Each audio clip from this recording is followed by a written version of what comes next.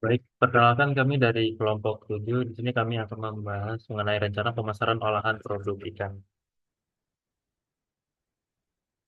Kemudian di sini kami akan membagi menjadi 6 topik.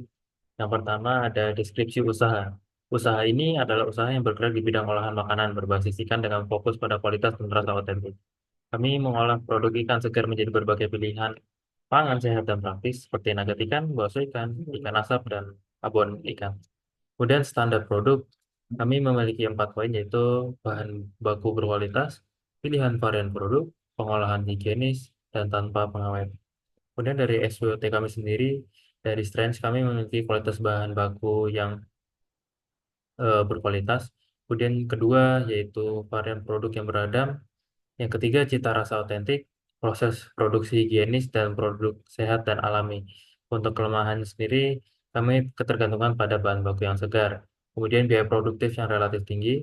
Kemudian umur simpan terbatas. Dan yang keempat ada perlu edukasi pasar. Untuk opportunity-nya sendiri, kami memiliki tren gaya hidup yang sehat, kemudian peluang ekspor, perluasan saluran distribusi, dan inovasi produk. Kemudian dari trade, kami memiliki persaingan dengan produk yang sejenis, kemudian harga ikan yang fluktuatif, kemudian selera konsumen yang berubah, dan regulasi dan standar. Kemudian dilanjutkan oleh rekan-rekan. Oke, selanjutnya ada kondisi pasar.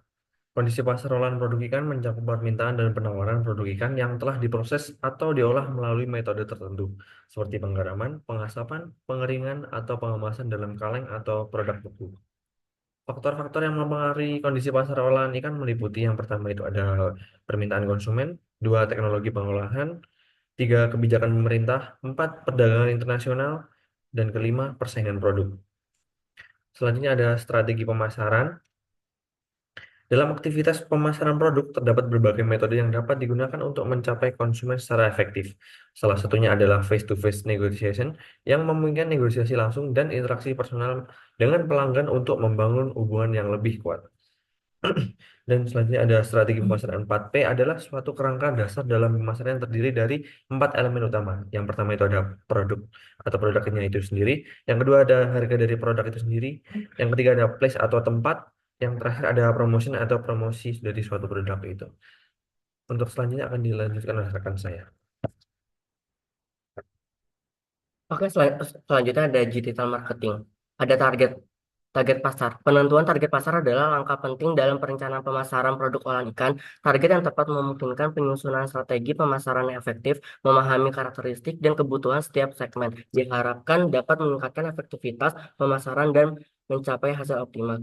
Ada riset pasar. Riset pasar penggunaan media sosial sangat penting untuk perencanaan pemasaran produk olahan ikan.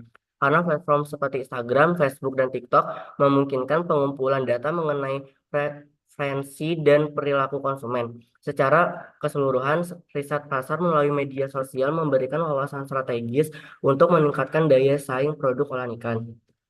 Selanjutnya ada konten media sosial. Perencanaan pemasaran usaha melalui media sosial untuk produk olahan ikan bisa sangat efektif dalam menjangkau konsumen yang lebih luas. Platform seperti Instagram, Facebook, dan TikTok dapat digunakan sebagai media untuk mempromosikan produk. Selanjutnya ada perencanaan konten. Yang pertama ada tentukan tujuan konten, kedua ada buat kalender konten, ketiga ada gunakan visual yang menarik, keempat ada cerita di balik produk, kelima ada interaksi dengan pengikut, keenam ada gunakan hashtag yang relevan, yang ketujuh ada kolaborasi dengan influencer, ke terakhir ada promosi dan giveaway. Selanjutnya akan dilanjutkan oleh teman saya. Selanjutnya ada analisis sosial media kompetitor. Sini kita membandingkan Vesta Seafood dan Prima Fresh Mart. Dilihat dari aspek fokus konten, Vesta Seafood menyajikan produk olahan seafood dengan variasi resep rasa dan cara penyajian, sedangkan Prima menawarkan berbagai produk segar dan bahan makanan termasuk seafood. Untuk dari interaksi pengguna, Fiesta mendorong interaksi melalui komentar dan berbagai resep. Untuk Prima mengutamakan informasi produk dan promosi dengan interaksi yang lebih fokus pada penawaran. Dari segi visual, Vesta menggunakan foto-foto menarik dari produk dan hidangan. Prima menampilkan gambar produk yang lebih informatif dan promosi. Untuk target pasar, Vesta memiliki target pasar yang konsumen yang mencari inspirasi memasak seafood, Dan sedangkan prima pembeli yang mencari bahan makanan segar untuk kebutuhan sehari-hari. Dan yang keenam ada strategi pemasaran dan tingkat engagement-nya. Strategi pemasaran, pemanfaatan media sosial dalam pemasaran harus berfokus pada peningkatan engagement dan dengan konsumen melalui konten berkualitas, interaksi aktif, pengguna metrik yang tepat, kolaborasi dengan influencer, serta konsistensi dalam postingan. Penerapan strategi ini secara efektif, perusahaan dapat membangun hubungan yang lebih kuat dengan audiens dan pada akhirnya meningkatkan penjualan serta loyalitas pelanggan. Vesta Seafood dan Prima Freshmart telah memanfaatkan platform Instagram untuk mempromosikan produk mereka serta meningkatkan engagement-nya. Akun Vesta Seafood memiliki tingkat engagement 14,481% dan akun Prima memiliki tingkat engagement sebesar 13,343%.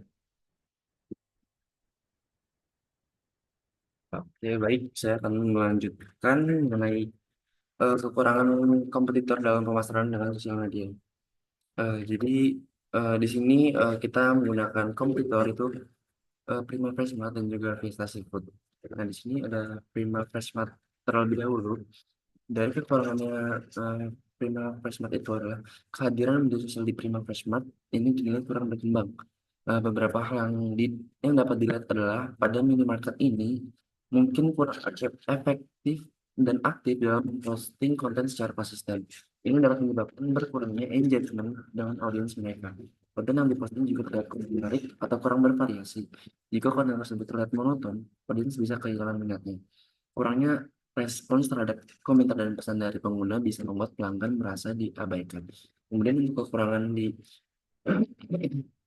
Vista Seafood ini adalah eh, Vista Seafood mungkin memiliki kestabilan dalam membuat konten pemasaran, tetapi tidak memanfaatkan fitur-fitur terbaru dari platform media sosial. Konten yang tidak sesuai dengan tren atau kurang relevan dengan audiens target juga bisa menjadi kelemahan. Kemudian pada media sosial produk ini, kampanye iklan yang tidak bisa tersegmentasi dengan baik bisa mengakibatkan pemborosan anggaran tanpa hasil yang maksimal. Kemudian kelebihan dari kompetitor yang tadi, ya ada Prima Freshmart. Yang pertama, Prima Freshmart ini menawarkan produk berkualitas tinggi dengan harga kompetitif yang menarik bagi konsumen yang sadar nilai dari suatu produk itu berkualitas. Kemudian yang kedua, menerapkan strategi promosi efektif termasuk pemasaran langsung dan online yang meningkatkan keputusan pembelian. Kemudian menggunakan pendekatan zonasi dalam pengelolaan produk yang memudahkan konsumen menemukan barang yang dibutuhkan. Kemudian peluang untuk pesaingnya di sini terbilang dengan mengadaptasi keunggulan ini, pesaing dapat meningkatkan daya tarik mereka di pasar yang sama. Kemudian kelebihan pada Vesta Seafood ini yang pertama, menu beragam dan berkualitas. Vesta Seafood ini menawarkan menu seafood yang beragam dan berkualitas tinggi dengan penyajian menarik, menjadikannya pilihan utama bagi konsumen yang mencari pengalaman bersantap yang unik. Karena Vesta Seafood ini memiliki bentuk dan rasa yang aneka ragam juga. Kemudian lokasi yang strategis. Jadi restoran atau gerai ini terletak di area dengan lalu lintas tinggi yang meningkatkan visibilitas dan aksesibilitas bagi pelanggan. Yang ketiga, fokus pada hidangan laut segar. Jadi meskipun kompetitor seperti Kebelen dan Kamayan menawarkan konsep buffet eh, Vesta Seafood ini menonjol dengan fokus pada hidangan laut segar dan inovasi menu yang terus diperbarui. Kemudian ada rekomendasi untuk Vesta Seafood. Yang pertama, inovasi menu. Mungkin Vesta Seafood perlu terus berinovasi dalam penawaran menu untuk menjaga daya tarik di pasar yang kompetitif. Sebagai saya sebutkan tadi, bahwa Vesta Seafood ini memiliki menu yang berkualitas dan uh, keanekaragaman yang banyak. Jadi perlu ditingkatkan juga untuk menjaga daya tarik pasarnya. Yang kedua adalah peningkatan pengalaman pelanggan. Jadi meningkatkan pengalaman pelanggan agar tetap relevan dan bersaing dengan kompetitor. Baik, sekian dari kelompok kami. Kelompok 7 kurang lebihnya mohon maaf. Wassalamualaikum warahmatullahi wabarakatuh.